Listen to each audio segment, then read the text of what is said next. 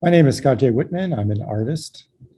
Fortunately, there was a documentary done on me recently, so I thought we'd start with a clip of that, and then I'd follow up with speaking a little more directly about the piece in the show, Star Trail Dancer. My oldest series, the MAP series, and that's true, but I refer to it as being my longest running series because I still make them, and I'm still happy to make them, and I love them. People may not understand that my newest series, the Grand Jeté Dance series, that started from this series. There's sort of an intersection because when I started cutting silhouette shapes, I would use a lot of different source materials, magazines. I would just look everywhere I could, and I would create these fictional environments, I guess you'd say. But somewhere along the way, when I picked up the camera, I thought what I could do is I could photograph models and then digitally overlay maps. And that worked pretty well, sort of a rough draft, I guess you'd say. I never really exhibited them, but it got me to the point of making more distinct map cut silhouette works. And it also got me to the point of making more distinct photographic works. And I think at the core, they're both talking about a very similar subject matter, but it presents very differently. One with a photographic reality and the other with this Victorian silhouette cut shape. So that's a bit about my career in broad stroke leading me to the work. But let's talk more about the work because there's this really cool story about it. I was just up at a residency in Vermont, artist residency, which was amazing. And the reason I targeted that artist residency was because there was zero light pollution. I remember being on the phone and asking, there's no light pollution, right? That's why I'm coming up there. And they confirmed that you could go across the street and you can't even see your hand, which I can confirm. That's what it was like.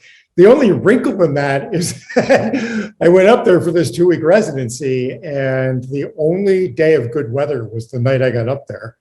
And of course, the shoot took all night long. So even though I was a little weary driving up there, we just did the shoot all night long. The dance was amazing. So that was really wonderful. The reason I always laugh when I tell the story is I keep hearing, I'm in complete darkness. I hear these foxes and all sorts of animal sounds. I did not know what was going on. All I knew is I was a little concerned about both me setting up and then later the both of us when we shot it, but clearly we got the picture. And let me talk a little bit more about getting the picture as well. Shine the Light was such a great theme for the show. I was really happy to be part of this. And even though it was completely dark there, obviously I let my shutter open long enough that I have the entire light of the heavens, if you will. And so that's sort of one shard of this, being shining the light, but of course, all the light coming into my camera is just part of it. This series is about shining light on natural talent, the dancer, and also shining light on natural resources, nature. And I donate part of my sales to help local nature conservancy centers whenever I'm in a group show.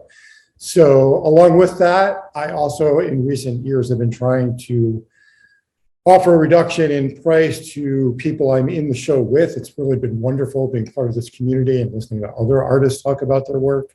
So there's 20% off coupon, I guess, as it will, running on my website. And if there's a problem with that, just email me directly and let me know. So it's my it's my joy to be part of this show, and it's my joy to extend that to people involved with the show. And I would like to thank Lisa D'Amico and everyone at 8 Side Small. This has been wonderful. Thank you.